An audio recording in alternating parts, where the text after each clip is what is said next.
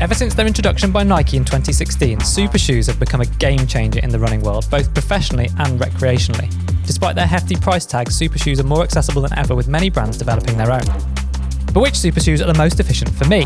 Well, we went to London South Bank University and took a deep dive into the stats alongside an expert to find out. We tested 5 of my favourite Supershoes that I've been running in the last year or so. So that's the Adidas Adizero Adios Pro 4, Nike's Alphafly 3, the Asics Metaspeed Sky Paris, PUMA's Fastar Nitro Elite 2 and the Hoka Cielo X1 version 1. We'll be comparing each shoe's performance and how they feel with an everyday running shoe to show how much difference a super shoe can actually make. So a quick one to explain the testing protocol. We're going to do 2 6-minute stages per shoe.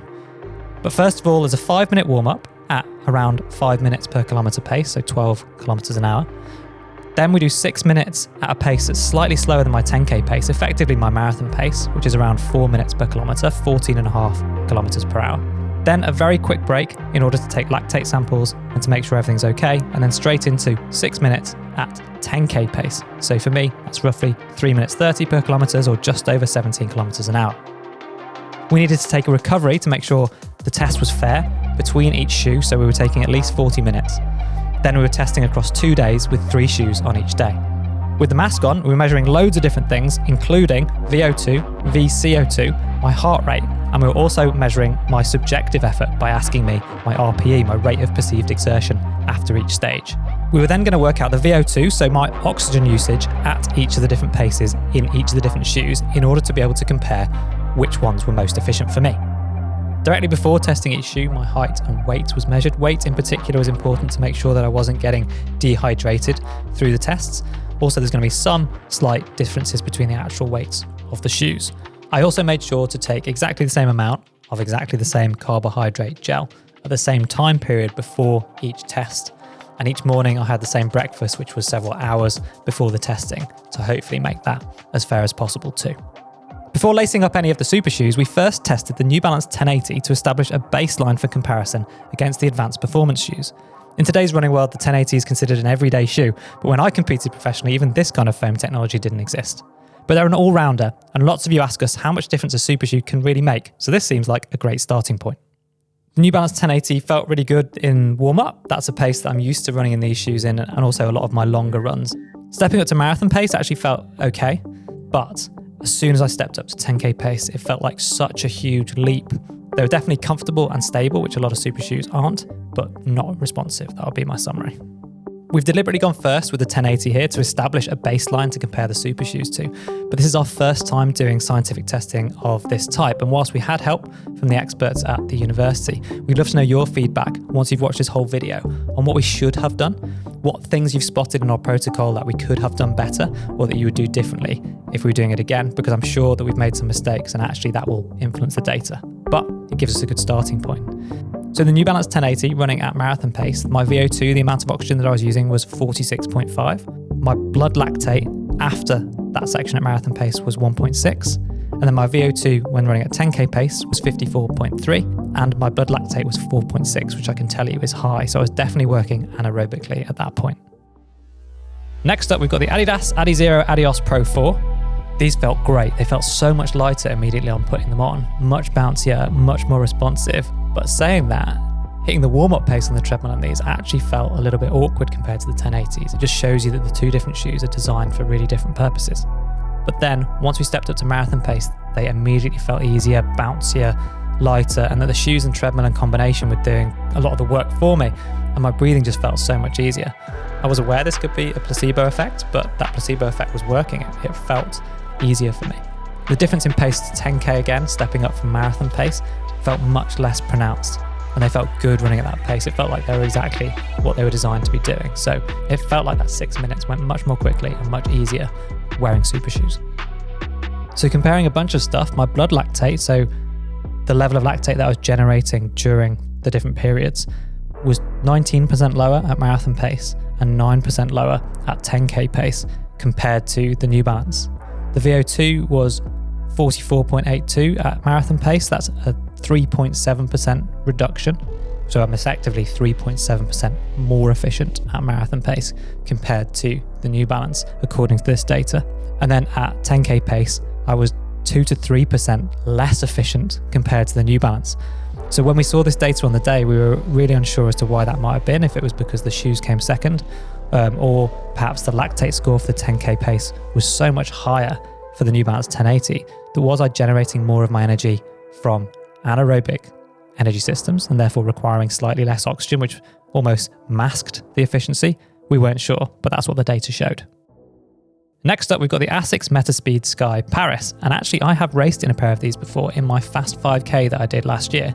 They have the FF Turbo Plus cushioning foam, which is to improve compression while providing more energy savings in combination with the carbon plate, like most of the Supershoes on test here.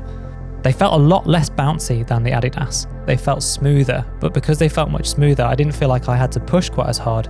And actually, it just felt easier to generate the pace and to run with the treadmill belt as I was going. By far the easiest and smoothest of the shoes so far, at marathon pace in particular. So far, the data seems to back up exactly how I felt on the day, not just in terms of my rate of perceived exertion, but the blood lactate levels after the marathon pace interval were 50% lower than they were in the New Balance 1080, which meant they were also slightly lower than in the Adidas. And then the VO2 figure, so the amount of oxygen that I was using to run at that pace, was 44.49, which was 4.4% lower than the baseline shoe in the New Balance. So effectively, I was 4.4% more efficient, more economical. Stepping up to 10K pace, we had the lowest blood lactate figure so far at 3.5, which is 24% lower than it was in the New Balance shoes. But the VO2, again, similar to the Adidas, was slightly higher, although very close. It was 1.4% higher than it was in the New Balance. So something that was slightly hard for us to work out on the day could be due to the testing protocol, but the working assumption being that I was working so much harder in terms of the anaerobic energy input, that was contributing some of the energy, and therefore my oxygen requirements in the New Balance were slightly lower. That's certainly what we think. And the biggest difference for me, perception-wise, was in the New Balance at the fast 10K pace. I wanted to stop. I really didn't think like I had many more minutes in me. Whereas in both the Adidas and the Asics, whether it's placebo or not, I definitely felt like I could have kept going for quite a lot longer. The first shoe we tested on day 2 was Nike's Alphafly 3. Now, this is the latest iteration of the shoe pioneered by Eliud Kipchoge in his various marathon attempts. He's worn prototypes for various different things that he's taken on. Now, the third version does change quite fundamentally from the second version, and I tested this in an all-out 1K time trial in one of our previous videos, and it felt incredible for me and incredibly fast at an all-out 1K pace. But what would it feel like in the lab running at very different paces?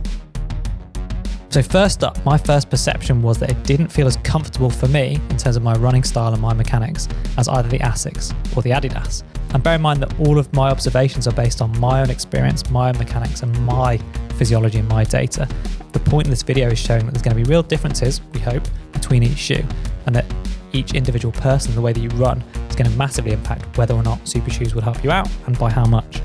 What was interesting is that I felt like my sweet spot for running in these shoes seemed to fall potentially between the two different paces. I just didn't feel as smooth on the transition and toe-off as I'd felt in both the Adidas and the Asics, and they feel very tall. That being said though, I didn't feel like I was breathing particularly heavy. Interestingly for me, at marathon pace, the Nike Alphafly 3 had a blood lactate score of 1.2. Then the VO2 score, the amount of oxygen that I was using to run at marathon pace, was actually pretty much identical in terms of the raw numbers to the New Balance 1080s, which really surprised me. But it does show how either our protocol was letting us down here in terms of the way that we were testing the shoes, or just shows you the variation between individual runners and what might work for lots of runners might not necessarily work for me. My blood lactate levels after the 10K were 4, so again significantly lower, 13% lower than the New Balance 1080.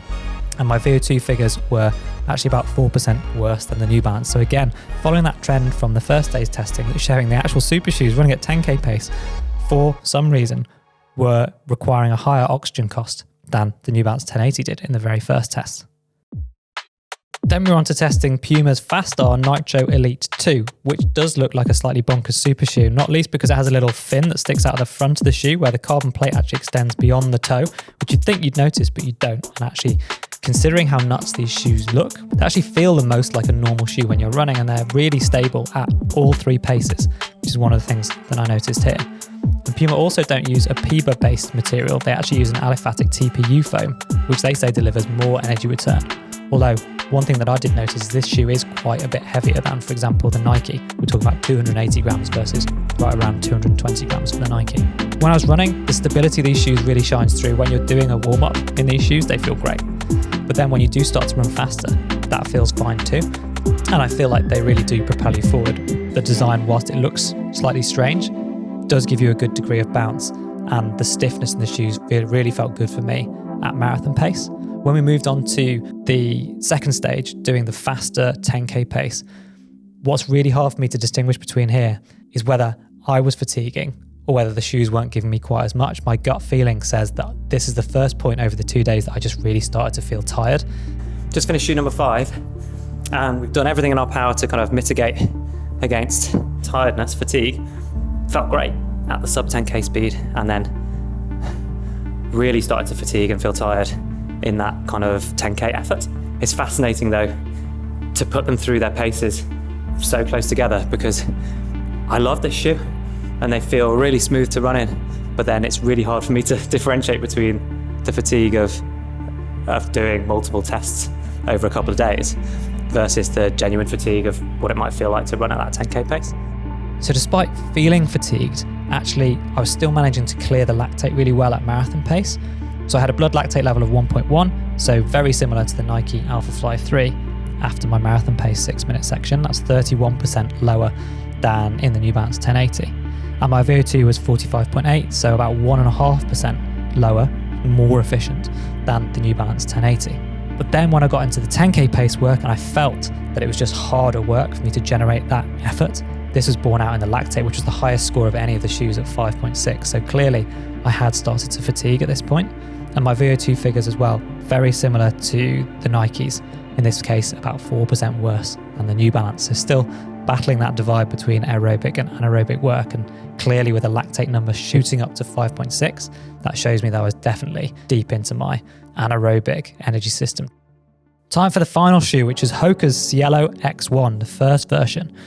Now there's a winged carbon fiber plate, so a plate with a slightly different shape to some of the other shoes here. And the most important thing to note is there's an aggressive rocker shape. So when you land, it rocks you forward onto your forefoot to deliver dynamic propulsion effectively. So this felt so different. Landing on your heel or on the midfoot really then rocks you forward. So instead of kind of bouncing you or stiffly propelling you forwards, your foot rolls through on this fairly aggressive rock, and it just feels like a totally different way of running. So what's interesting here is I definitely think that the fatigue element that I've been talking about was coming into play here. So my blood lactate after running the marathon pace 6 minutes in the Hokas was 1.9. So that's actually slightly higher than it was in the New Balance 1080, about 19% higher. And then the VO2 was identically the same as what it had been in the New Balance. I definitely felt more comfortable running in these shoes, and I felt like they're easier to run at that pace in.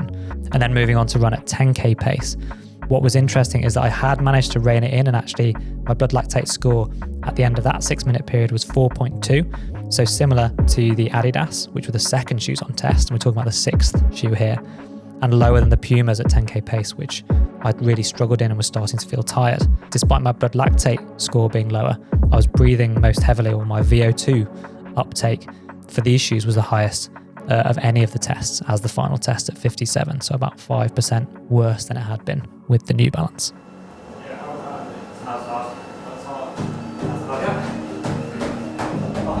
So give this video a like, drop us a comment, putting my body on the line for you guys, but also in the Running Channel Club, there's a dedicated space for discussing gear and tech. So not just my opinions, but the opinions of thousands of runners from all over the world. So check it out.